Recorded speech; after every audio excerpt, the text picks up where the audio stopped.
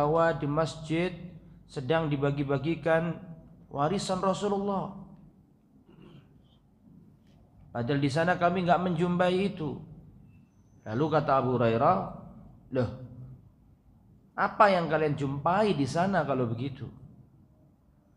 Maka mereka mengatakan, kami nggak jumpa ada emas perak, ada harta benda dibagi-bagikan, tapi yang kami jumpai hanyalah ada orang yang membaca hadis Nabi, nafsahu anfasahu sahibu.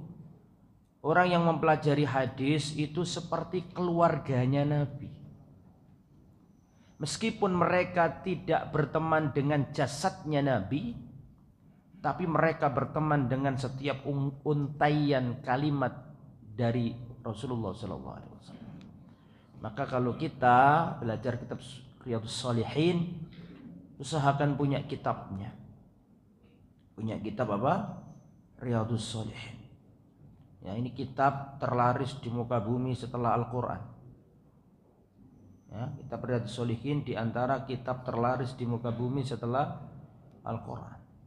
Kitab ini pengarangnya bernama Al-Imam Abu Zakaria Yahya ibn Syaraf An-Nawawi, Imam Nawawi, bermadzhab Syafi'i. Jadi yang menulis, mengarang kitab Riyadhus Shalihin yang isinya menghimpun hadis-hadis Nabi ini madzhabnya Syafi'i. Tetapi kitab ini menjadi referensi di seluruh madzhab. Di Afrika Utara yang bermadzhab Maliki, kitab ini dicetak besar-besaran, dipelajari, meskipun mereka madzhabnya Maliki. Di Arab Saudi, di Kuwait, di Qatar, meskipun mereka itu madzhabnya Hanbali, kitab ini dicetak besar-besaran, bahkan dan dibagikan gratis. Saking hebatnya kitab ini. Di Turki, di India, Bangladesh, Pakistan, Asia Tengah yang bermadzhab Hanafi, kitab Riyadhus Shalihin dicetak, dipelajari. Apalagi di Indonesia, Malaysia yang bermadzhab apa? Syafi'i. Dan jangan sampai ini termasuk yang nggak punya kitab Riyadhus Shalihin. Harus punya. Ini kitab sampai protol ini. Saya 19 tahun yang lalu. Sampai sekarang aja. Ya. 19 tahun yang lalu kurang lebih. Ya kurang lebih lah. Ya. Sampai harus punya kitab Riyadhus Shalihin. Ya, beli. Ya. Murah harganya, tidak mahal. Dan sudah ada juga di aplikasi. Kalau untuk sementara bisa di-download dan diikuti apa yang disampaikan Ustaz. Dan ini isinya hadis Nabi semua. Cuma Imam Nawawi ngasih judul doang. Bab sabar. Hadis 1, hadis 2, hadis 3. Bab tawakal. Hadis 1, 2, 3. Pakai ayat 1, 2, 3 terus hadis. Jadi Imam Nawawi nggak banyak omong di kitab ini. Beliau hanya mengumpulkan. Coba sama lihat isinya. Kan hadis Nabi semua. Nah ini harus punya kitab ini. Jadi referensi di rumah-rumah kita. Kitab apa tadi namanya? Riyadhus Shalihin. Riyadh artinya taman-taman. Shalihin orang-orang soleh. Kitab ini seperti namanya, taman bagi orang-orang soleh. Terhibur, kita seneng baca itu kayak tamasa gitu.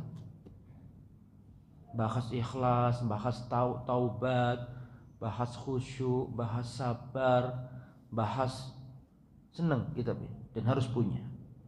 Sanggup? Awas kalau besok nggak bawa. Taib. Kita kembali insyaallah pada kesempatan yang baik kita mempelajari bab tahrimudz zulm. Ya, wal amri biraddil madzalim. Bab keharaman berbuat zalim dan perintah untuk mengembalikan hasil kezaliman. Hadis sekarang yang 206. Kalau di bab ini nggak tahu hadis keberapa ya. Hadis keberapa? 206 dari sejak pertama bab ikhlas ya. Betul? An Aisyah radhiyallahu anha qala al-muallif al-Imam Abu Zakaria Yahya bin Syaraf an-Nawawi rahimahullah.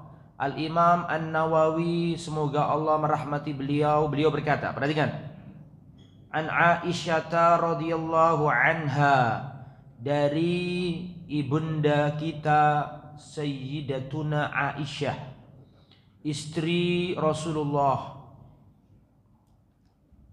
Anna Rasulullah sallallahu alaihi wasallam qal, bahwasanya Rasulullah sallallahu alaihi wasallam bersabda.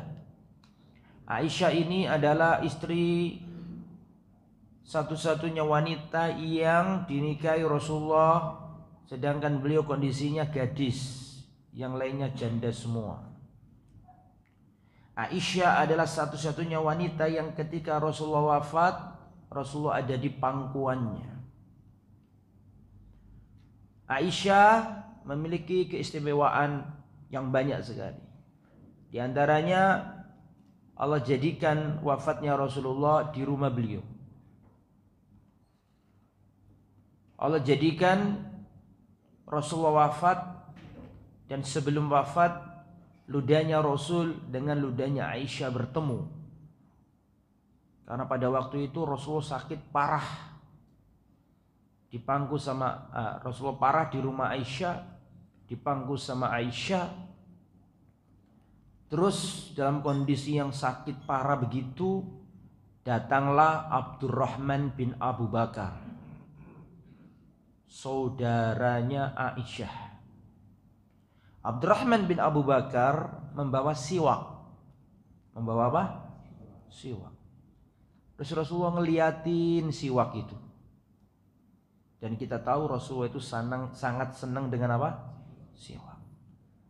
Lah Aisyah paham, dan Aisyah berkata kepada Rasul, ya Rasulullah, apakah Anda panjenengan ingin bersiwak? Maka Rasulullah ngasih isyarat iya. Akhirnya diambilkan oleh ibunda Aisyah siwak. Dan kita tahu siwak itu kan keras, betul? Maka Sayyidatuna Aisyah ingin memudahkan Rasulullah. Maka ujungnya siwak diapakan? Digigit, dikunyah sama Sayyidah Aisyah, terus dikasihkan Rasulullah SAW sebelum wafatnya Rasulullah. Dan Rasulullah, Allah Subhanahu wa taala memilih rumahnya Aisyah tempat wafatnya Nabi. Dan setiap Nabi akan dikubur di tempat ia wafat. Betul? Dan tidak mungkin Rasulullah SAW diwafatkan di tempat yang jelek. Berarti Aisyah adalah pilihan. Sahabat Nabi Amr bin As radhiyallahu anhu pernah bertanya, ya Rasulullah, man ahabbun nas ilaik? Ya Rasulullah, siapakah manusia yang paling engkau cintai? Maka Rasulullah menjawab, Aisyah. Kemudian Amr bin As bertanya lagi, kalau dari laki-laki siapa ya Rasulullah? Maka Rasulullah menjawab, abuha, bapaknya Aisyah. Siapa? Itu tentang Aisyah ya, kalau diceritakan panjang lebar. Dari Aisyah bahwasanya Rasulullah berkata, perhatikan, man zalama qida shibrin minal ard tuwiqahu min sab'i ardin. Barang siapa berbuat dolim, barang siapa mendolimi sejengkal tanah milik orang lain, ya sejengkal, betul, tanah milik orang lain sejengkal, diakui padahal itu bukan tanahnya, terus mendolimi tanah orang lain, dia ambil tanah orang lain, dia haki tanah orang lain, tuwiqahu min sab'i aradin, maka nanti pada hari kiamat Allah akan kalungkan di lehernya 7 lapis bumi. Muttafaqun alaih, hadis sahih riwayat Al-Imam Al-Bukhari dan Imam Muslim. Ini larangan mendolimi tanah orang lain. Bisa dengan mengubah batas tanah, atau bisa melakukan kedoliman dengan memalsukan surat tanah. Nah, itu juga termasuk. Barang siapa mendolimi sejengkal tanah milik orang lain, mengambil tanpa hak, maka nanti pada hari kiamat akan dikalungkan di lehernya 7 lapis bumi. Ini wajib kita imani. Nah, ini hendaklah kita hati-hati. Saya rasa ini jelas ya. Kemudian ini dalil bahwa hosbul ard minal kabair. Ya, mengambil tanah orang lain itu dosa besar, bukan dosa kecil, dosa besar. Karena ada ancamannya. Kemudian wal ardu man malaka ardon malaka asfalaha ila muntahahu. Barang siapa memiliki tanah, maka dia juga memiliki apa yang ada di bawah tanah itu sampai sedalam-dalamnya. Dan dia juga memiliki apa yang ada di atas tanah setinggi-tingginya. Paham maksudnya? Jadi nggak boleh kita misalnya tanah orang terus dibuat rumah, terus kita punya rumah di sini, terus kita pakai sesuatu, kita buat bunker di bawahnya, terus ketika ketahuan, loh itu kan yang di atas kan milikmu, yang bawah kan milik umum, kan nggak bisa. Kalau atasnya itu milik orang, berarti sampai bawah-bawahnya itu milik orang. Ada yang pertama-tama sekedar izin, Pak, izin ya, saya mau di depan nih buka sesuatu.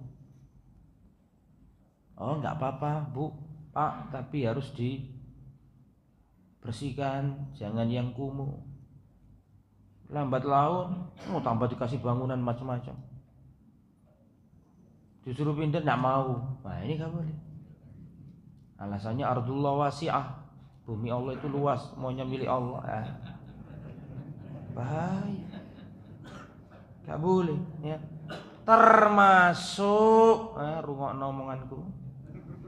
Termasuk ya punya rumah ada jalan milik umum, diambil pagere, dimajukan kanggo parkir.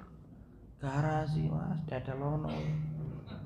Hati-hati loh itu. Apalagi milik umum, jalan jadi sempit. Hati-hati. Ya. Bahkan ada sebagian pagar itu jadi begini. Makan sebagian haknya jalan atau selokan. Nah, itu hati-hati. Sejengkal berapa senti sih? Ini hadis ini. Sejengkal paling berapa kurang lebih? 20 senti. Itu ancamannya tuh. Akan dikalungkan 7 lapis bumi pada hari kiamat nanti. Nah ini hati-hati ini. Ya. Kembali ke materi hadis berikutnya 207. An Abi Musa al-Ash'ari radhiyallahu anhu, dari Abu Musa al-Ash'ari, sahabat Nabi yang mulia, termasuk qurra'nya sahabat, termasuk ahli baca Quran. Qala Rasulullah sallallahu alaihi wasallam, Rasulullah sallallahu alaihi wasallam bersabda, "Innallaha la yumli lidh-dhalim fa idza akhadahu lam yuflithu." Sesungguhnya Allah itu memberi tempo, memberi tangguh, memberi waktu untuk orang berbuat dolim. Itu dibiarkan dulu. Tapi kalau Allah sudah menghukumnya, Allah tidak akan melepaskannya. Kadang-kadang ada orang dolim sudah diulur sama Allah, jarno sih, biarkan dulu. Tapi kalau sudah kena, Allah nggak melepaskan dia. Lihat surat Hud ayat berapa? 102. Wa kadzalika akhdhu rabbika idza akhadhal qura wa hiya zalimatun inna akhdahu alimun syadid.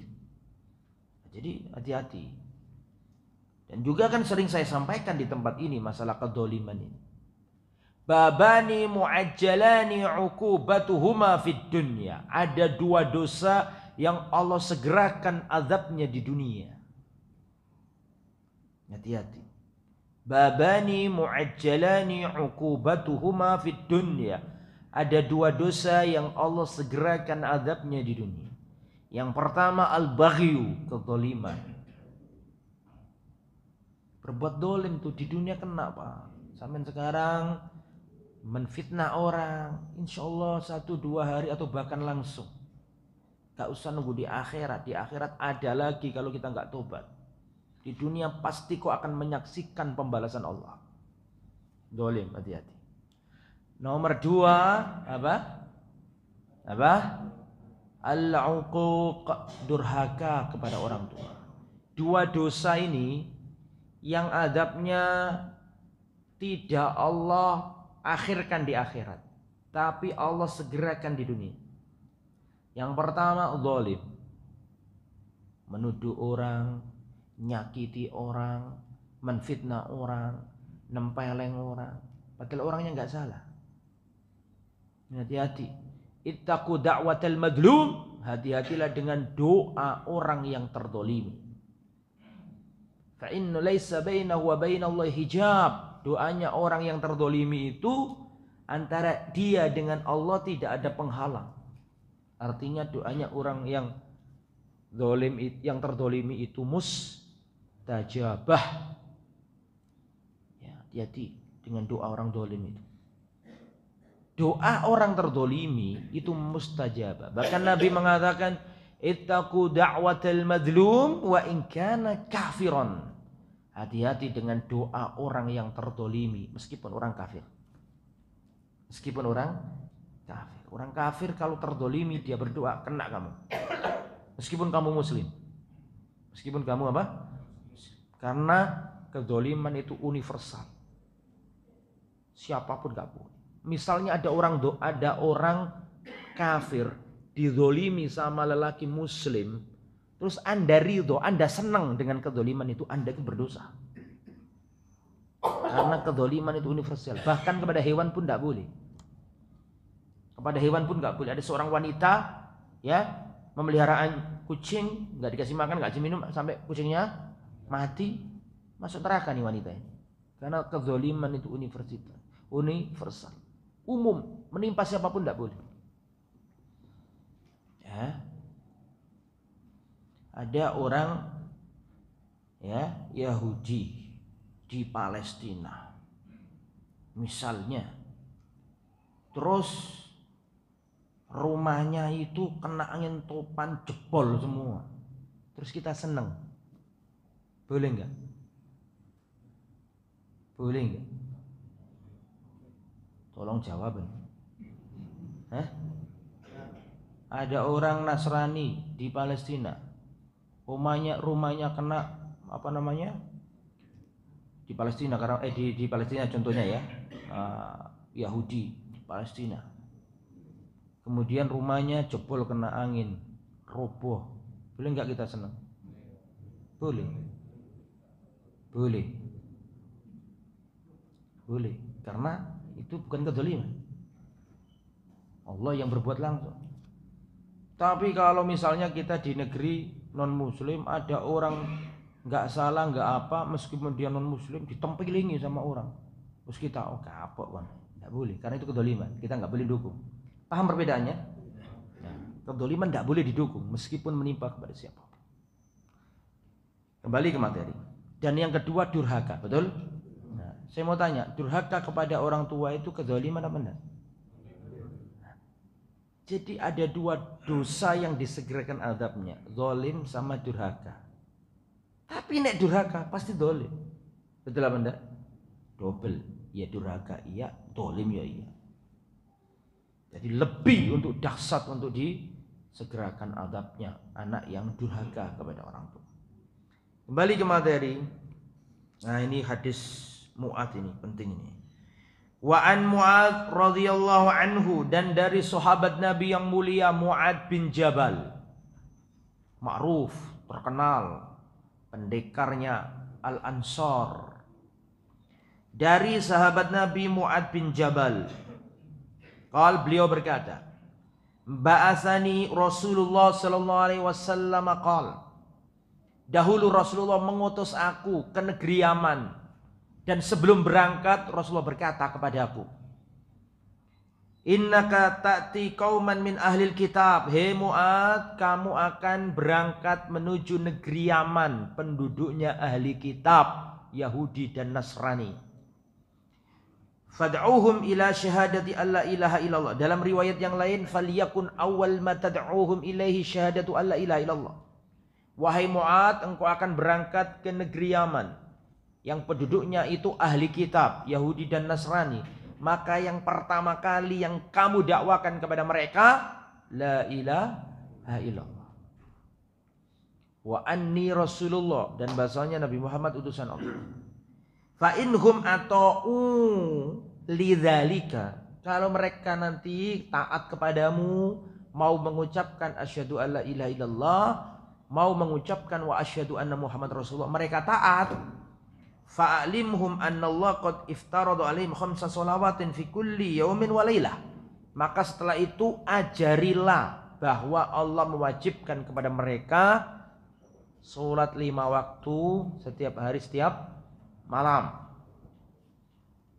Fa inhum ata'u lidzalika, kalau setelah kamu ajari salat 5 waktu mereka nurut, mereka patuh nerima dakwamu, fa'alimhum annallaha qad iftarada 'alaihim shadaqatan tu'khadhu min aghniyaihim faturaddu 'ala fuqaraihim. Kalau mereka sudah nurut, diajari sholat, mau sholat, maka setelah itu ajarilah kepada mereka bahwa Allah telah mewajibkan kepada mereka berzakat yang diambil dari orang-orang yang kaya di antara mereka dan dikembalikan kepada orang-orang fakir di tengah-tengah mereka. Fa inhum ata'u lidzalika, kalau mereka patuh, mau dengan dakwamu, diajari syahadat mau, diajari sholat mau, diajari apa tadi yang terakhir? Zakat mau. Fa iyyaka wa qara'ima amwalin nas wa iyyaka fa iyyaka wa qara'ima amwalihim. Maka hati-hatilah Mu'ad dengan barang-barang istimewa yang berharga milik manusia. Jangan sampai mentang-mentang kamu saya tunjuk jadi delegasi pemungut pajak, kemudian kamu mendolimi harta istimewa, harta berharga milik manusia. Hati-hati. Jadi diingatkan Mu'ad ini kalau ngambil zakat, hati-hati dengan barang berharga milik manusia. Kita juga gitu, Pak. Kalau kita lihat saudara kita itu punya harta yang istimewa, hati-hati. Ya, misalnya kita ada mahasiswa lagi, temannya baru beli motor. Oh, motornya dilapis setiap hari, jangan sampai ada lalat mencolok. Tiba-tiba temannya, wah pinjam ya mobil sepedanya, ya. Dibawa kena hujan, pulang dikembalikan belepotan, bensinnya tidak ada. Nah, ini nggak boleh. Hati-hati dengan harta berharga milik manusia. Hormati, Pak. Ya dah? Nah, kalau ada barang istimewa kesukaan temanmu, hati-hati, jangan kamu langgar. Nah, Mu'ad ini diapakan? Diingatkan Nabi, wa iyyakum wa qara'ima amwalin nas. Hati-hati Mu'ad dengan harta berharga milik manusia, jangan kamu rampas, jangan kamu ambil. Terus perhatikan, wattaqi da'watal madlum, dan hati-hatilah dengan doa orang yang terdolimi. Fa innahu laisa bainaha wa bainallahi hijab, karena antara doa orang yang terdolimi dengan Allah tidak ada penghalang. Apa makna tidak ada penghalang? Mustajabah. Apa artinya mustajabah? Dikabulkan Allah. Hadis riwayat Imam Bukhari dan Imam Muslim. Pelajaran yang bisa dipetik dari hadis ini, silakan dicatat. Catat di kitabnya, jangan di buku tulis, nanti biar gak hilang. Kalau nggak punya kitab nggak apa-apa di buku tulis. Kalau yang punya kitab, tulis di kitabnya. Pelajaran penting dari hadis ini yang pertama, fadlu Mu'ad bin Jabal. Hadis ini menunjukkan keutamaan Mu'ad bin Jabal. Betul? Pertanyaan saya, tolong dijawab. Mana dalam hadis ini yang menunjukkan keutamaan Mu'ad? Kalimat mana? Teks hadis yang mana yang kita pelajari tadi yang bisa ditarik pelajaran bahwa hadis ini menunjukkan keutamaan Mu'ad? Kata-kata yang mana?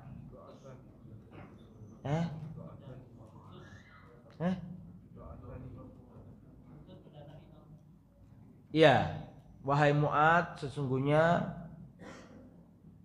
kamu akan mendatangi suatu kaum di negeri Yaman yang penuh ahli kitab. Ba'atsani Rasulullah mengutus aku, kan gitu kan?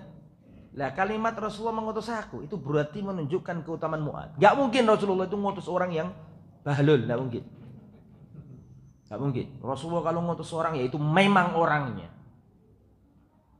Karena Rasulullah itu pinter meletakkan orang pada tempatnya. Ada orang itu pinter, canggih, ahli, tapi di tempat yang bukan tempatnya percuma, kayak sopo.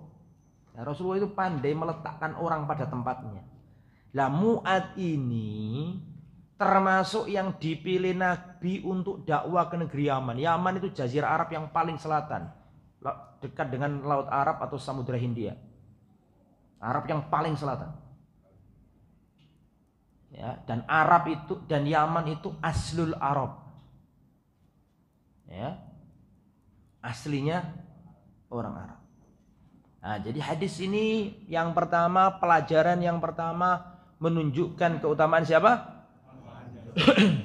Mu'ad bin Jabal. Nah, Mu'ad bin Jabal ini ya jamaah, Mu'ad bin Jabal ini punya gelar, punya julukan.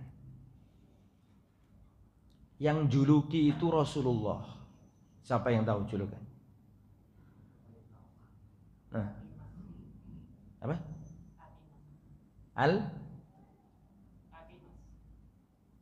Al-Iman. Apa? Siapa yang tahu? Wis bolak-balik tak sampai no. Cuma lali kabeh.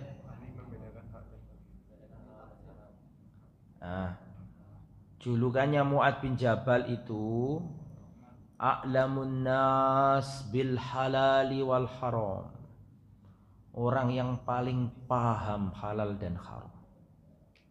Yang juluki siapa? Rasul. Mungkin paling fakih, ngerti halal haram ya Mu'ad ini. Makanya diutus, bukan orang yang nggak ngerti, yang ngerti yang diutus. Ya. Rasulullah pernah bersabda begini, dengarkan. Rasulullah berkata, "Arhamu ummati bi ummati Abi Bakar As-Siddiq." Arhamu ummati bi ummati Abu Bakar As-Siddiq radhiyallahu anhu. Umatku yang paling penyayang terhadap umatku yang lain Abu Bakar. Wa asyadduhum ala amrillah Umar, dan yang paling tegas orangnya adalah Umar. Wa asyadduhum hayaan Utsman, dan yang paling pemalu tapi enggak malu-maluin. Yang paling pemalu adalah siapa? Utsman ini pemalu, dan Utsman termasuk sahabat yang paling disungkani Rasul. Sudah saya sampaikan kan? Pernah Rasulullah SAW ketika itu ada di rumahnya Sayyidatuna Aisyah. Datang Abu Bakar radhiyallahu anhu. Rasulullah waktu itu ada di rumahnya Aisyah dengan kondisi sebagian kakinya nampak. Maka ketika Abu Bakar datang, Rasulullah tidak mengubah posisi, ya biasa-biasa aja. Terus setelah itu datang Umar. Rasulullah tidak mengubah posisi, ya tetap apa adanya.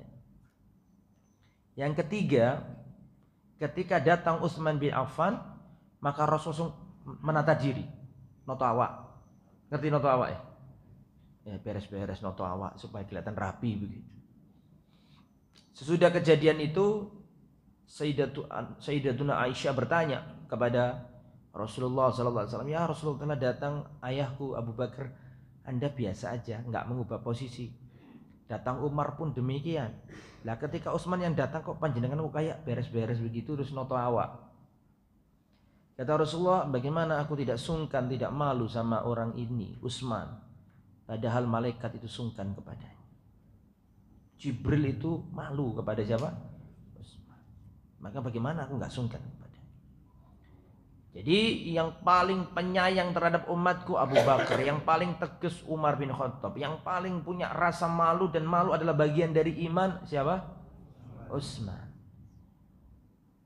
Wa aminu hadhil ummah Abu Ubaidah ibnul Jarrah, dan umatku yang paling terpercaya Abu Ubaidah ibnul Jarrah. Wa alamuhum bil halali wal haram Mu'ad bin Jabal, dan umatku yang paling paham halal dan haram adalah Mu'ad bin Jabal. Masih ingat enggak hadis dalam kitab Tauhid, Rasulullah pernah naik keledai. Keledainya namanya Ufair. Rasulullah membonceng Mu'ad bin Jabal. Kemudian Rasulullah bertanya, "Hei Mu'ad, tahu enggak kamu apa hak Allah atas hamba dan apa hak hamba atas Allah?" Pernah dengar hadis itu? Ojo ngomong enggak aru dawa ngene enggak aru. Ya. Pernah dengar enggak? Ya. Itu kan termasuk Mu'ad itu digonceng Nabi. Enggak semua orang loh digonceng Nabi. Itu menunjukkan Mu'ad itu benar-benar apa? Kata Rasulullah ditanya, Mu'ad menjawab, Allahu wa rasuluhu a'lam. Allah dan Rasulnya yang lebih tahu. Karena Mu'ad gak bisa jawab. Maka diajari sama Nabi, haknya Allah wajib disembah, gak boleh disiriki. Gak boleh dilakukan syirik kepadanya. Adapun haknya hamba, Allah tidak mengadabnya selama hamba itu tidak menyekutukan Allah. Wah, seneng nih Mu'ad. Ya Rasulullah, afala ubasyiru bihin nas. Kabar gembira ya Rasulullah, selama orang tauhidnya benar pasti akan ditolong, diselamatkan dari neraka, betul kan? Afala ubasyiru bihin nas. Boleh enggak ya Rasulullah tak sebarkan berita bagus nih ke orang lain? Apa kata Nabi? La tubasyirhum fayattakilu. Jangan kau sebarkan berita ini ke orang-orang lain, nanti mereka akan bersandar, ngeremehno, gampangno. Paham ya? Berarti di sini Rasulullah mengkhususkan ilmu kepada Mu'ad. Nah, makanya ini orang pinter, orang cerdas.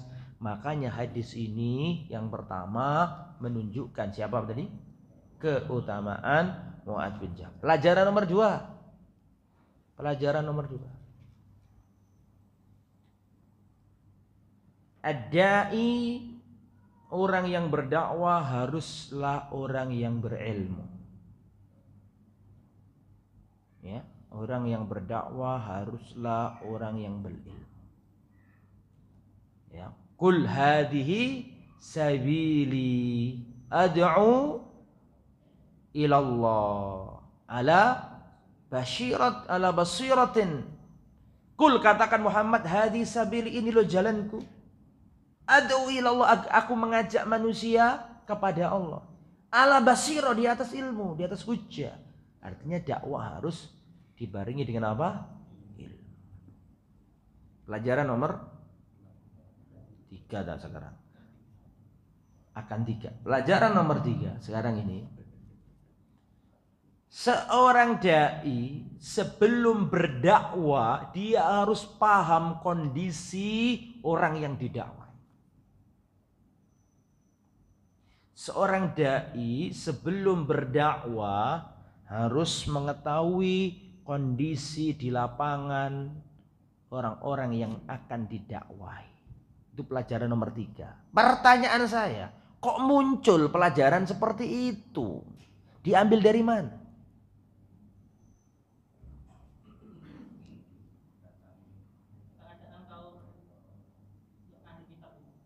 Duh, ya betul. Rasulullah nggak sekedar ngutus. Rasulullah benar-benar membriefing siapa?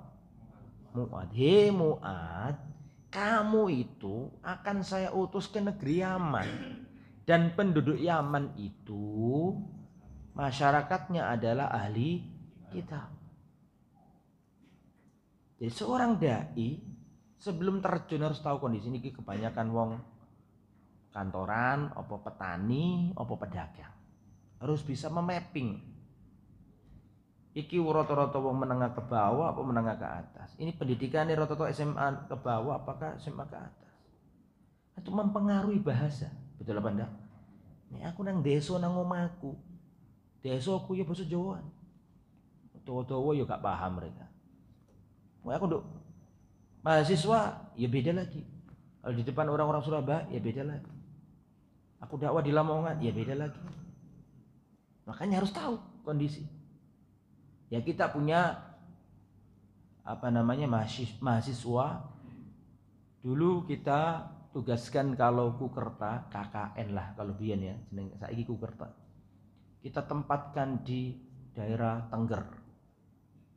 Mayoritas penduduknya non muslim. Sebelum terjun kita suruh mereka memapping keadaan dulu. Itu salah satu syarat mereka untuk bisa Kukerta. Memapping ini dari sosio masyarakatnya kayak gimana, ekonominya bagaimana, keagamaannya bagaimana, organisasinya bagaimana. Apa maksudnya ya? Nah, dari situ itu nanti kita akan bisa menyimpulkan, oh masyarakatnya kayak gini nih. Nah dari situ nanti kita bisa menentukan bagaimana cara yang terbaik untuk mendakwai mereka. Bisa dipahami? Nah di antara hasil temuannya mahasiswa kita itu, ternyata setelah diteliti oleh mahasiswa kita itu banyak orang-orang Tengger itu yang lebih masuk Islam daripada masuk Nasrani. Itu berbeda dengan kita kirim mahasiswa kita ke Malang Selatan. Kalau Malang Selatan itu banyak yang keluar dari muslim menjadi non muslim. Tapi kalau di Tengger itu justru yang agama mayoritas di sana justru kalau pindah yang dipilih justru Islam, bukan Nasrani. Jelas sampai sini? Diteliti. Wawancara, interview sama Pak RT, sama warga, sama pamong di sana. Setelah ditanya kenapa Pak di sini warganya itu kok memang mayoritas itu ya, tahu ya sama dia, mayoritasnya kan tahu kan, nggak usah sebutkan, masih sekian puluh persen lah, lebih paling tinggi, paling dominan. Tapi kalau pindah kok rata-rata milih Islam, kenapa? Begini Mas, kata mereka. Begini Mas, ya apa ya, orang ini dari agama lama kalau pindah ke Nasrani itu nggak cocok Mas. Karena kita sudah terbiasa dengan adat ini, upacara ini, pagi ini, siang ini, nanti ada acara ini, kegiatan ini, meteng, ono sing merocoti, nanti semacam-macam, ono mati gini. Mari ngono kita disuruh masuk agama Nasrani, upacara cuma seminggu sekali. Paham ya? Nggak cocok. Akhirnya kita lebih cocok Islam. Mengapa? Pak kok cocok Islam? Soalnya mirip Mas.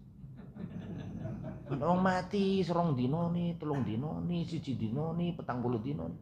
Podo, cuma caranya itu dimodifikasi beda. Orang meteng kudu ngene, nek wis 7 wulan ngene. Podo mirip.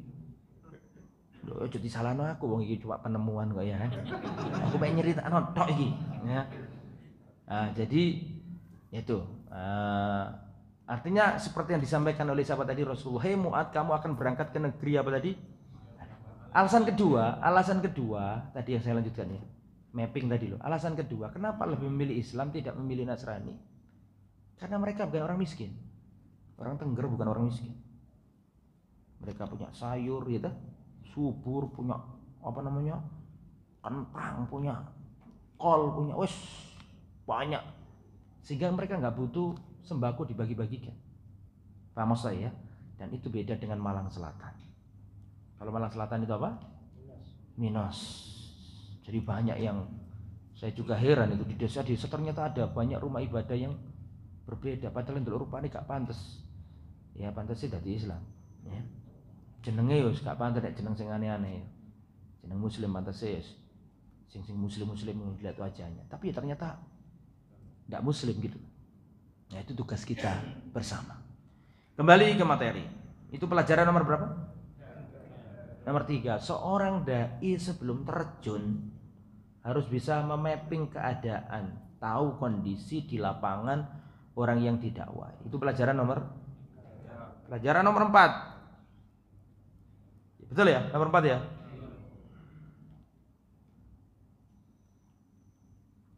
Orang itu namanya ahli kitab tapi belum tentu ngamalkan Alkitab.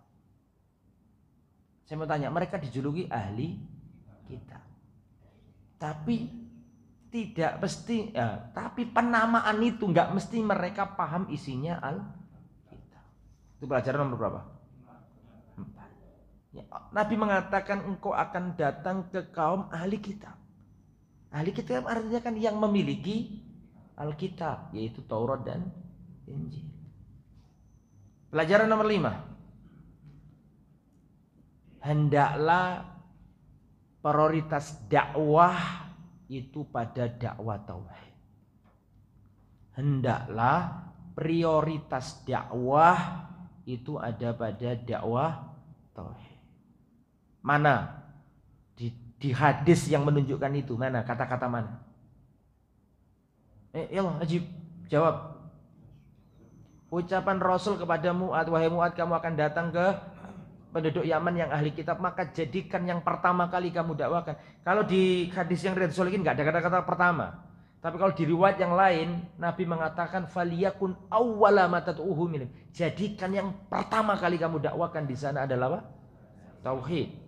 Artinya itu namanya prioritas dakwah. Tauhid dulu, diajak seneng ngaji, keutamaan menuntut ilmu, menggantungkan hati kita kepada Allah. Makanya kata Aisyah radhiyallahu anhu, seandainya dulu ayat yang pertama kali turun itu tentang potong tangan, tentang khomer, tentang kisos, ndak ono wong mlebu Islam. Ya podo ngisi kajian pertama sih dibahas jenggot. Ojo masalah jenggot sik suwe, sabar pelan-pelan. Engko sing gak jenggote metu kabeh boleh-boleh. Kadang-kadang kesusu kita ini. Sabar, mustahil lo sabar. Ya, antum sih nggak sabar. Saya pernah ngisi kajian di Manuan. Masih pertama kali, Pak. Si awal-awal dulu. Untuk wakil masjid. Salah satu organisasi besar, kasih undangan ke PJPM datang. Mari teman-teman ini sing wis ngaji ku teko, aku curiga ya arek iki. Temenan. Ya, ayo pertanyaan, langsung angkat tangan. Gimana Ustaz hukumnya orang yang nggak mau pakai jenggot? Lah padahal tak mirip harusnya pakai jenggot. Waduh, arek-arek gak sabar. Wong mustahil lo sabar kok awakmu gak sabar. Itu dakwah harus punya prioritas. Ngaji tauhid sik wong cek paham. Nek atine wis kecantol karo Allah gampang masalah itu. Ngene mboten? Wong sabar ape nek jenjang. Makanya Nabi ku wahai Mu'ad sampaikan ke penduduk Yaman. Pertama mereka harus pasangkan jenggotnya. Kedua enggak boleh isbal. Ya buyar. Gak situ masuk Islam. Pertama kali apa disuruh apa? Kabeh ono aturane, gak oleh langsung-langsungan. Ya, faliyakun awwal batatuhi syahadat. Diseneng-senengi. Makanya ayat-ayat pertama kan tentang akidah. Qul huwallahu ahad. Ndak ono ayat Mekah tentang masalah potong tangan, tentang masalah jihad, tentang apalagi tentang apa? Kisah ndak ada. Makanya Aisyah mengatakan seandainya ayat yang pertama kali turun tentang khamr, gak ono mlebu Islam. Tentang kisah ndak ada. Karena orang itu enggak mau ngatinya belum diambil kok sudah dikasih beban. Orang itu nih atine wis cocok, wis legowo, wis tunduk, dikasih beban sami'na wa atone. Akidah sik kosong kok dikai beban, yo gak kira gelem. Paham nggih? Nah, makanya prioritas dakwah apa tadi? Tauhid. Kemudian nomor berapa sekarang? Nomor 6. Ahammiyatus sholat, pentingnya sholat. Sampai sholat ditaruh nomor 2 setelah tauhid. Betul apa enggak? Tadi yang disampaikan Rasulullah kan kalau sudah gelem nerimo la ilaha illallah Muhammad Rasulullah baru ajari apa tadi? Berarti seorang dai itu harus perhatian masalah sholat. Ya, mahasiswa kita yang kita kirim ojo jangan merasa hina ngajari bocah cilik. Apa? Maca Quran mbek ngajari sholat. Itu luar biasa pahalanya itu. Ngajari sholat kok semulu-mulu ngaji Fathul Bari wis kedoan. Ya, ngajari dulu sholatnya sing bener, wudhunya sing bener, itu bermanfaat. Rasulullah juga ngomong gitu sama Mu'ad kan. Lakin Fathul Bari juga belum belum ditulis sama Syekh Al-Imam ya, siapa? Al-Hafidh Ibnu Hajar Al-Asqalani. Kembali ke materi. Sholat penting. Maka diperingatkan setelah tauhid sholat. Kata siapa tadi?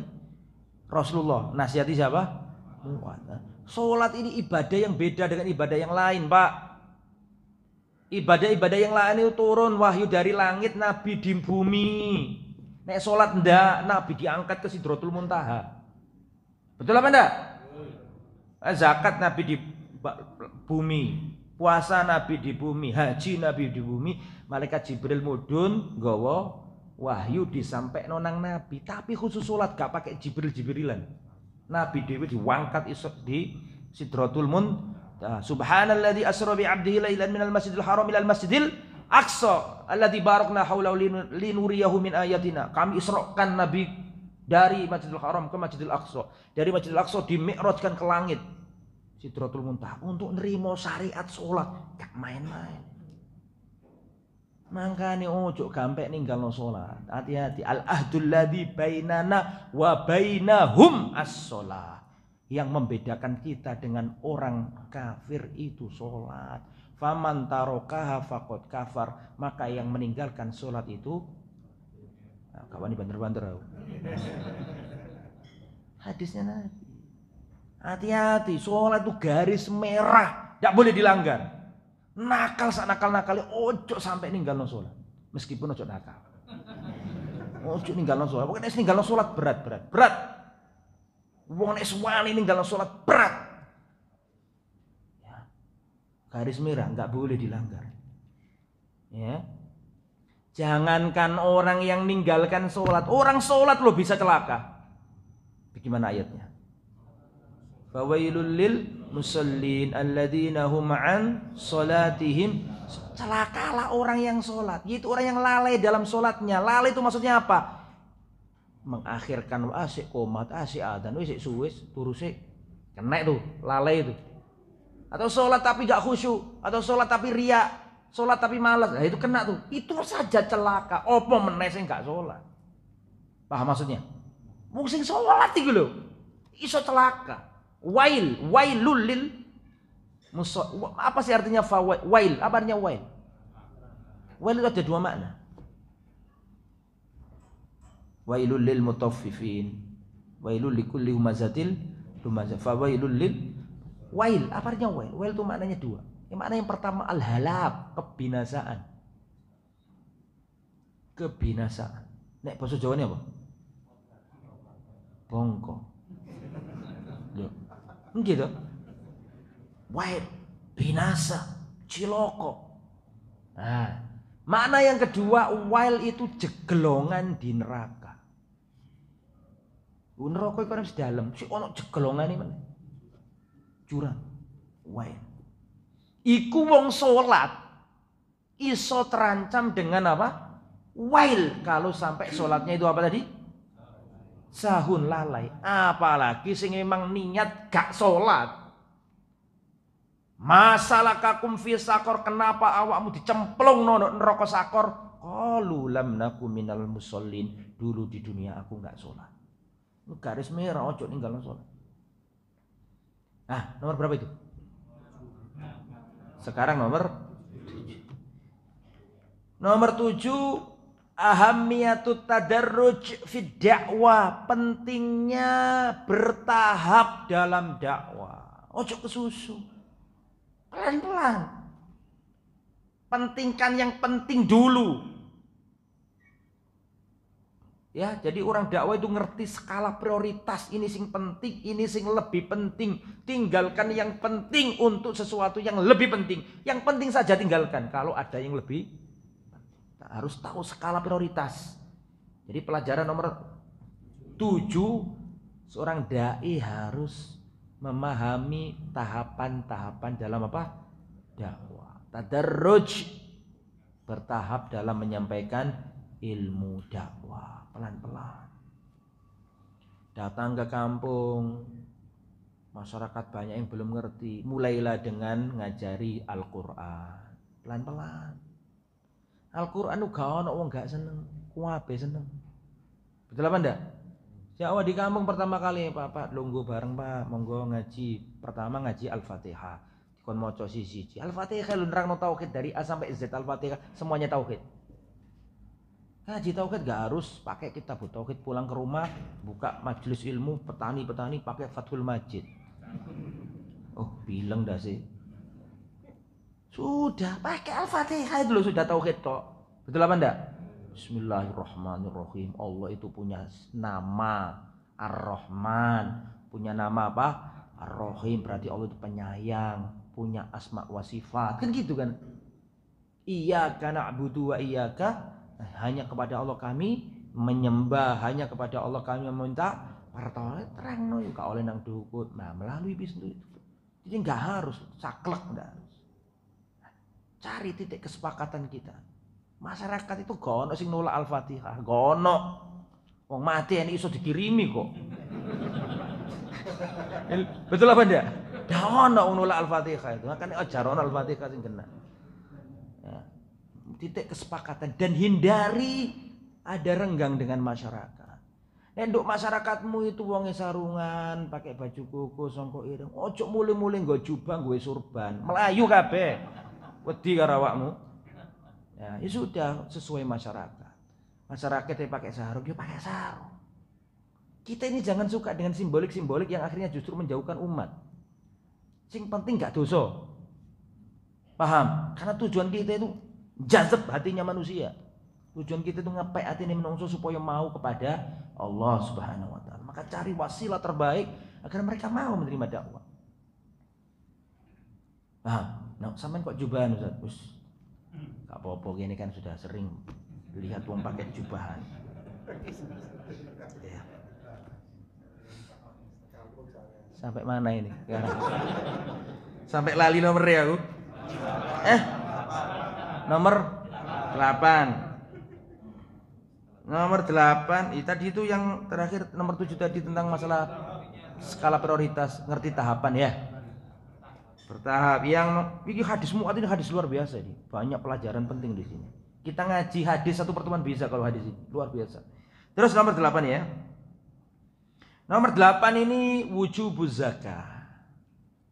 Ya, wajibnya zakat.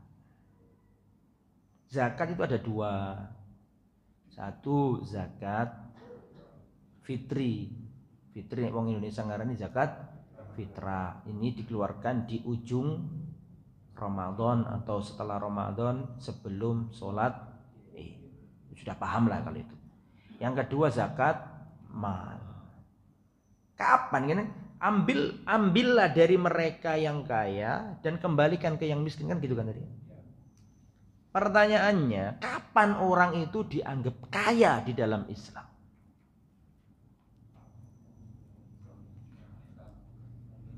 Kan ambillah dari orang yang kaya. Lah, ini standarnya kaya itu sapiro. Nabi ngasih standar. Kata Nabi, kalau kita sudah punya harta seukuran ishruna dinar. Ishruna dinar, 20 dinar. Kalau sudah punya uang 20 dinar berarti kaya tuh. Harus mengeluarkan zakat. 20 dinar itu berapa? Kan ikut sama tanian itu kan. 20 dinar, tulis ya, 1 dinarnya 4,25 gram emas murni. 1 dinarnya itu 4,25. Nek jare wong Jawa 4 seprapat. Betul ya?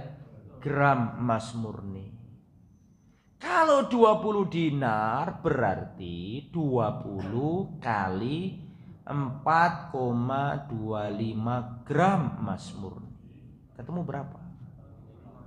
Ketemu 85 gram emas murni. Nah, untuk lebih detail lagi, ayo dikonversi ke rupiah. Tapi ini fluktuatif, bisa naik, bisa turun tergantung harga emas di pasaran. Nah, sekarang ini harga emas, harga emas sekarang ini satu gramnya emas murni loh ya. Berapa? Ojo ngarang-ngarang. Ya. Makanya masalah mas aku gak percaya karo bapak-bapak. Ya, masalah mas aku percaya karo ibu-ibu. Ibu itu lebih paham tentang mas. Mas Bagio, Mas Bambang ya. Ojo guyon wis mari. Berapa? Kalau 1 gramnya anggaplah 1 juta. Fluktuatif, kadang naik kadang turun. Untuk memudahkan contoh aja lah, anggaplah 1 juta. Bisa naik bisa turun. Kalau dianggap 1 juta per 1 gram emas murni berarti 85 gram berarti 85 juta. Jelas. Artinya kalau ada orang punya uang atau emas yang seukuran 85 gram emas murni, artinya sudah dianggap kaya. Apakah langsung dikeluarkan zakatnya langsung? Nggak. Kalau sudah nyampe nisab, ditunggu 1 tahun. Saya kasih contoh, langsung praktek nih, praktekno. Misalnya saya ini punya uang 50 juta.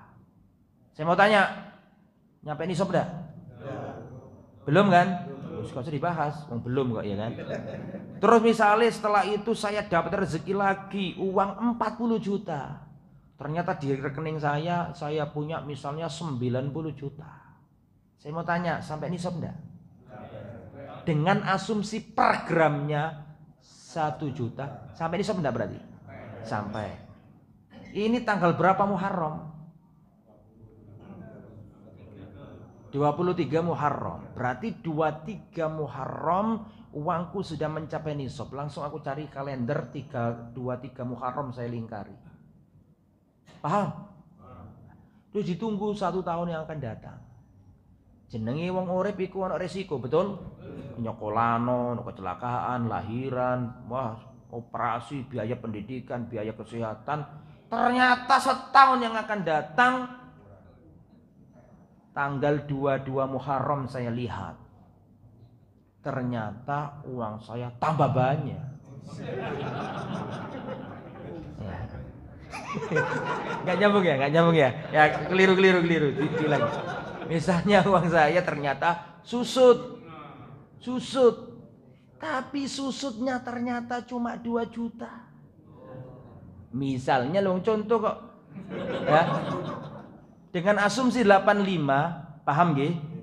Nyampe nisab enggak?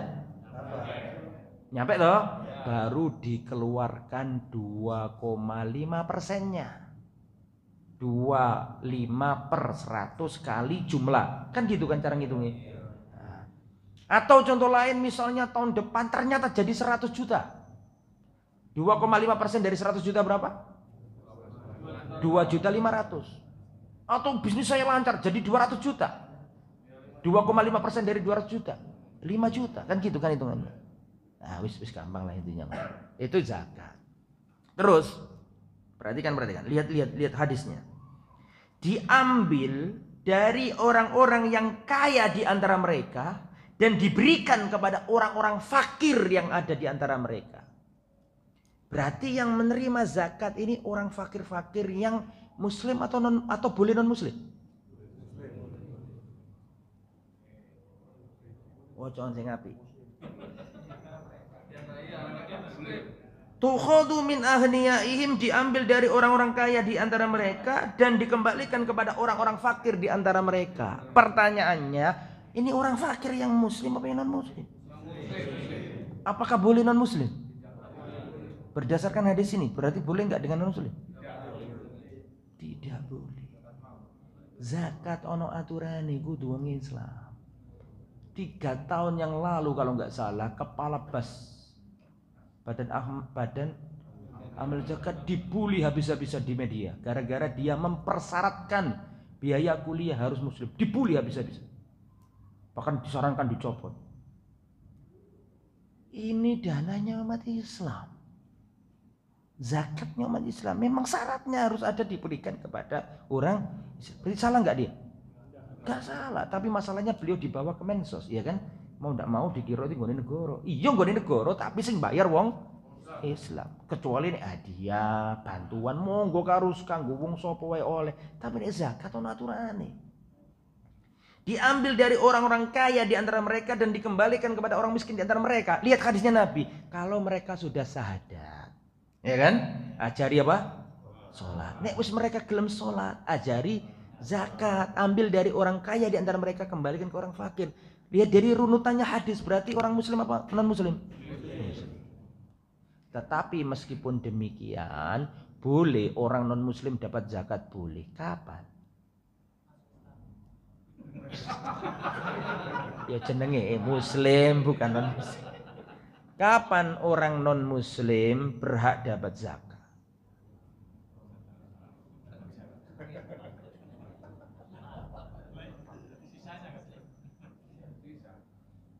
Sisa apa, Pak? Pembahas sisa iki lho.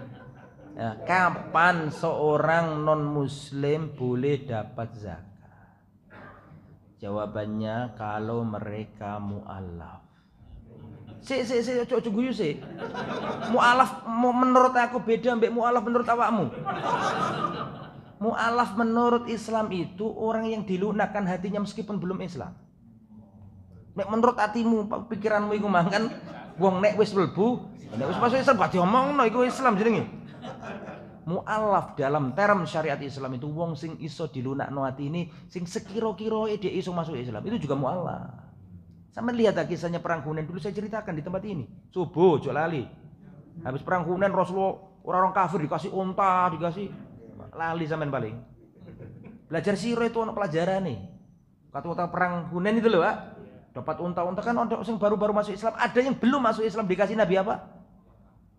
Unta-unta hanimah. Termasuk zakat boleh. Zakat boleh diberikan kepada mu'alaf, dan mu'alaf itu ada dua kategori. Ada yang belum masuk Islam tapi diharapkan kecondongannya untuk masuk Islam, ada yang baru masuk Islam. Sudah paham Mas maksud dari mu'alaf sekarang? Alhamdulillah. Terus pelajaran nomor berapa ini? Pelajaran nomor 9. Hati-hati dengan harta berharga milik manusia. Diambil dari ucapan Nabi, fa iyyaka wa karaima amwalihim. Hati-hati dengan harta. Apa diterjemahkan apa di situ? Dengan harta berharga, harga istimewa milik manusia. Jadi nek sampean punya temenmu itu seneng dengan barang tertentu, ojo gampangan nyile terus dijegedakno, dibuang-buang, gak diramut, ojo. Bagimu itu gak berharga, tapi bagi saudaramu itu berharga. Lah itu hati-hati. Hati-hati dengan dengan harta berharga milik saudaramu. Ya, kadang-kadang menurut dirimu nggak berharga karena kamu kaya, tapi bagi saudaramu itu berharga. Jangan sampai dia terdolimi karena harta berharganya itu disepelekan. Terus nomor berapa ini? 10. Ya ini. Hati-hati dengan doa orang yang terdolimi. Karena Nabi mengatakan wattaqi da'watal madlum. Hati-hati dengan doa orang yang terdolimi. Karena kata Nabi, fa innahu laisa bainahu wa bainallahi hijab. Antara Allah dengan orang yang terdolimi tidak ada apa? Antara doa orang terdolimi dengan Allah tidak ada hijab. Artinya langsung. Ya, makanya hati-hati. Doanya orang yang terdolimi itu mustajab. Termasuk hewan yang kamu dolimi, hati-hati. Kalau sampai hewan itu mengadu kepada Robnya, binasa kau. Ada kucing dipukul, ada anjing ditempeleng. Hati-hati. Ya, dibales, percaya sama saya. Enggak usah di akhirat, di dunia lo kena. Itu padahal apa? Hewan. Apalagi apa? Saking benci sama tikus, ditangkap tikusnya. Terus kakinya tikus kan ada 4. Satu ditarik sana, satu tarik sana. Tarik 4 disentil. Ini gak boleh. Meskipun tikus kita itu disuruh enggak pernah saya. Ya, khamsu fawasik yutalna fil hilli wal haram. Ada 5 hewan fasik perusak yang boleh dibunuh meskipun di tanah haram. Di tanah haram kan enggak boleh mateni hewan. Tapi ada 5 hewan boleh dibunuh meskipun di tanah haram.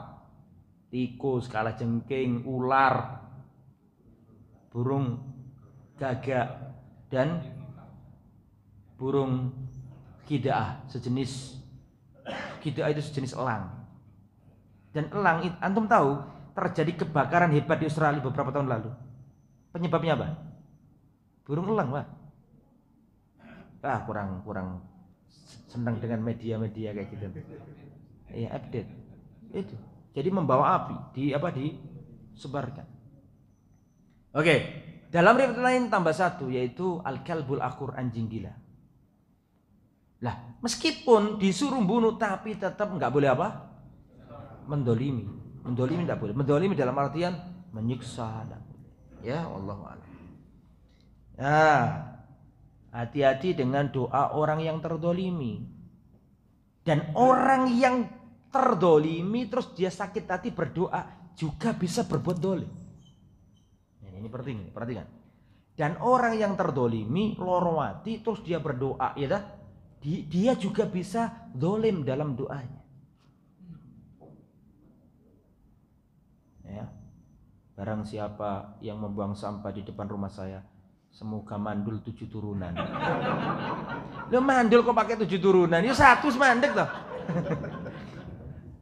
Kan kadang-kadang itu kan doanya yang aneh, masalah sepele, dungane ngeri banget. Hati-hati, kadang-kadang Allah ijabahi karena kamu terdolimi loh, tapi kamu juga dosa. Kan ada kisah kan, dulu saya ceritakan ke antum, ada orang ngajukan lamaran apa? Kerja disobek. Apa ini disobek? Terus sakit hati nih orang yang ngelamar pekerjaan. Dia berdoa, ya Allah, robek-robeklah badannya orang ini. Ini keluar tabrakan, hancur badannya, Pak. Loh, bisa jadi doamu itu dikabulkan karena kamu terdolimi, tapi kamu juga dolim karena nggak sebanding gitu loh. Paham gak maksudnya? Makanya hati-hati nih ngomong, ojo temen-temen gitu loh. Karena doa pun bisa dolim karena melampaui batas. Saking adilnya Islam tuh, sampai dongo pun gak oleh. Oh, masalah urusan dongo, qatalahumullah, ya Allah, masalah urusan dunia aja kok qatalahumullah. Ngerti qatalahum? Semoga Allah memerangi mereka semua. Biasa hadahullah. Semoga Allah memberi dia hidayah, meskipun dengan nada yang Allah yahdik. Semoga Allah memberinya hidayah. Jadi kita dulu jadi santri kalau nggak bisa baca, salah itu ustadz yang ngomong Allah yahdik. Artinya semoga Allah memberi hidayah kepadamu. Tapi nada itu loh gak enak. Allah yahdik. Semoga Allah memberimu hidayah. Nah, itu cara ustadz guru-guru kita melampiaskan apa? Emosinya. Ndongakno tapi nada kesel gitu ya. Allah yahdik ente. Semoga Allah memberi hidayah kepadamu. Artinya kok gak iso diajari loh. Tapi alhamdulillah aku jarang di kono. Iku contoh koncoku sing di kono. Alhamdulillah selesai ya. Insyaallah akan kita lanjutkan. Saya kasih tanda dulu biar enggak lupa. Jazakallahu khair. Ada pertanyaan silakan. Masih ada waktu sedikit, silakan kalau ada pertanyaan. Tafadhol. Waalaikumsalam warahmatullahi wabarakatuh.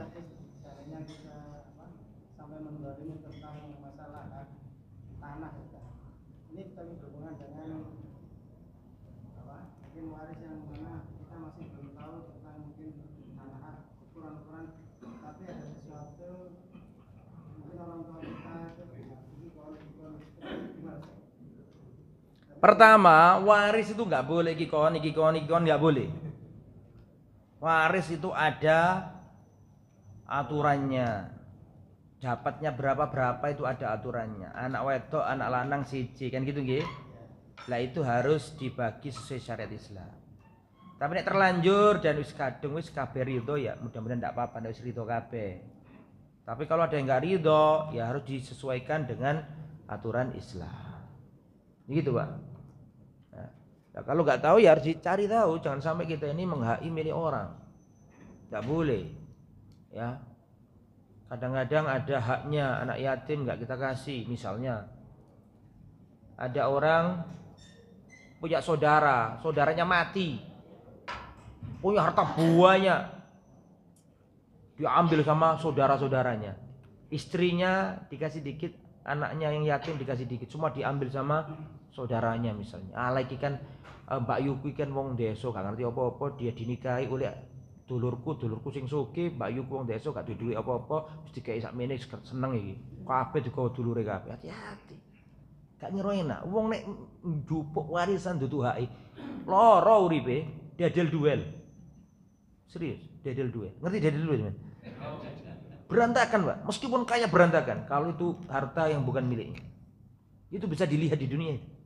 Sama teliti bisa dilihat. Kalau orang mengambil warisan yang bukan haknya dia ambil, percuma, berantakan hidupnya. Enggak berkah itu hartanya.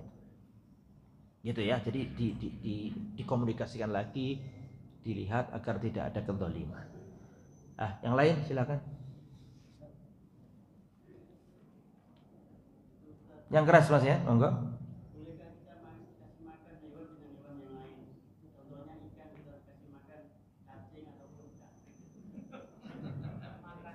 Enggak apa-apa insyaallah. Itu kan makanan biologis mereka, betul ya? Insyaallah enggak apa-apa. Semoga enggak apa-apa. Wallahu a'lam.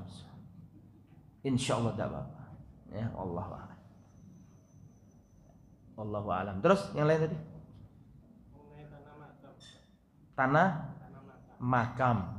Itu ada orang mau menguburkan beli di petugas, ini tapi dikasih tanah makam orang lain. Di makam keluarga itu dimasukin. Setelah itu orangnya tahu kalau itu makam keluarga gimana? Ya kalau pemilik tanah nggak ridho ya harus dibongkar, Dipindahkan. dipindah. Tanah keluarga kan bukan milik umum kan. Nah kalau nggak ridho ya harus di apa? Tapi lebih baik tanah makam yaitu sudah sama kaum muslimin. Gak usah buat makam sendiri untuk keluarga, nanti sing ndongakno keluarga itu. Padahal yang ditaruh di kuburan kaum muslimin, setiap orang yang masuk assalamualaikum ya alal kubur selalu dapat apa? Selalu dapat apa? Doa kaum muslimin yang berziarah. Tapi kalau ditaruh di petak rumah, di samping rumah, di kebun, cuma keluargane tok sing ndongakno keluargane tok. Paham ya? Ya, tapi intinya kalau itu milik keluarga, itu haknya keluarga, ya jangan di jenazahnya orang taruh situ. Uang itu bukan tanahnya. Tapi itu beli. Jadi dia sudah beli. Punya di syarat jual beli itu harus yang penjual itu harus menjual barang. Ini barangnya si penjual apa barangnya orang lain? Nah, gak sah kan? Kan gitu kan? Caranya ya gak usah dibongkar, langsung aja uangnya dikasihkan ke siapa? Yang empunya tanah. Wallahu a'lam. Dan kalau bisa diambil uang yang dari orang tadi itu kan dia curang. Silakan. Mengenai batas tanah itu, rata-rata di komplek perumahan itu atap teras itu melebihi atas tanah yang dimiliki orang. Ya yuk galau elok aku. Terus tak sindir iku mah ngajelin. Makanya kan tak kandani tadi, tanah itu nek apa sing dukur permukaan iki sak peningsor sak pendhuwur. Ini sampean pikir dhewe jelas itu gak usah dijawab iki. Tapi tidak ada niatan untuk menguasai. Cuman biar air hujan itu jatuh ke selokan. Intinya saja jangan sampai menghai tanah yang bukan milik kita. Intinya itulah. Mbok dikei sampiran, mbok dikei jemuran, intinya jangan sampai mendolimi tanah yang itu bukan tanah milik kita. Wis itu wis, mbok iku dikei apa tadi? Ya sembuh lah iku sakit tunggale sing penting ngono lah. Nah, itu hati-hati. Ya wallahu a'lam bishawab.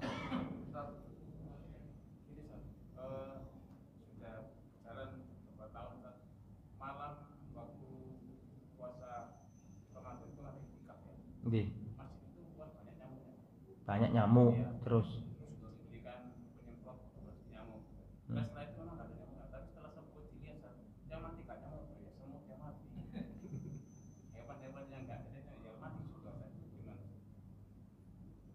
Iya, nggak boleh bunuh semut. Iya kalau nggak sengaja nggak apa-apa. Kan niatnya kan membunuh nyamuk, tapi nggak sengaja ternyata semutnya kita mati ya. Namanya nggak sengaja, insya Allah nggak apa-apa. Caranya itu tahun depan disingkirkan dulu semutnya. Cek.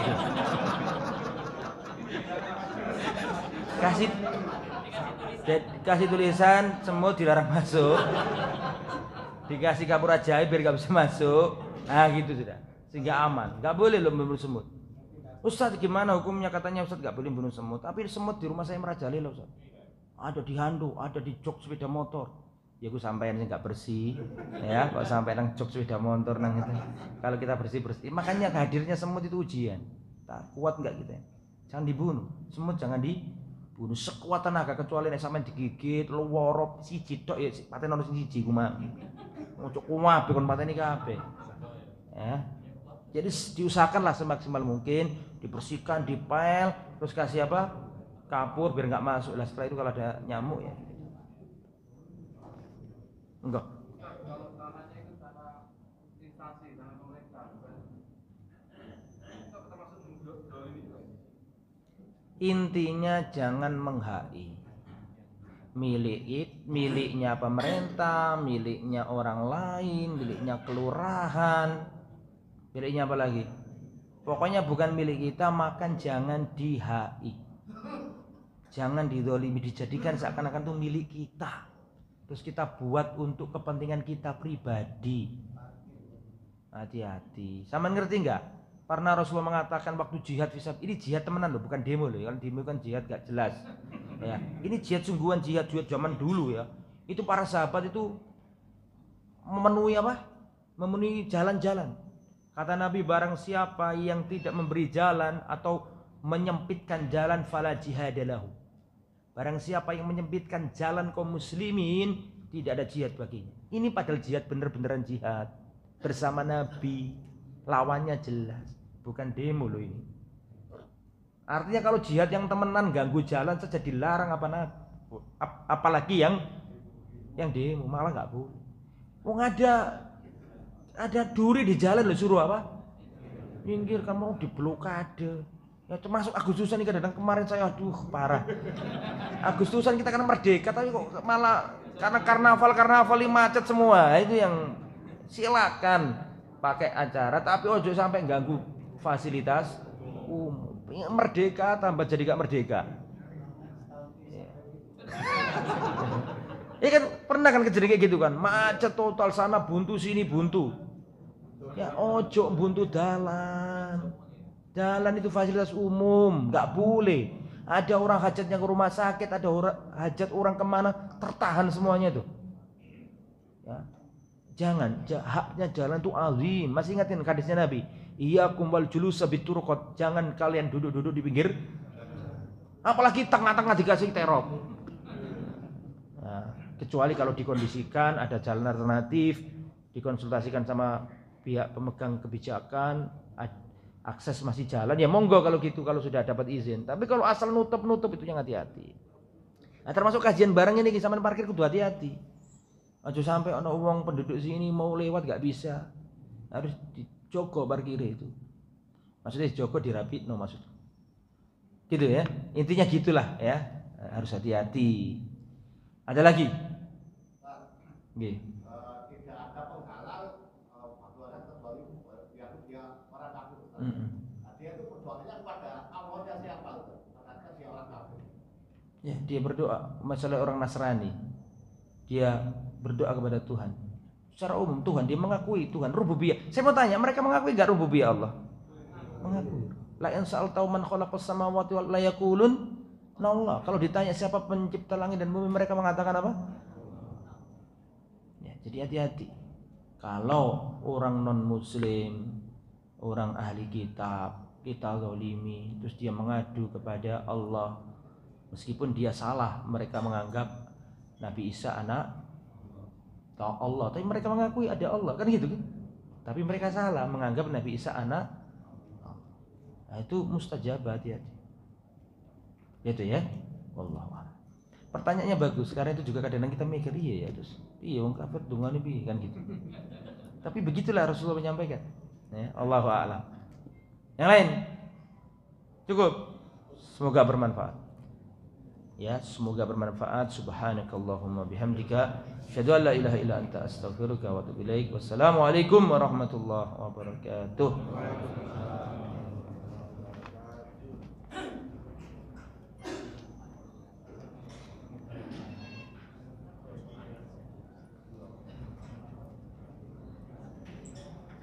Channel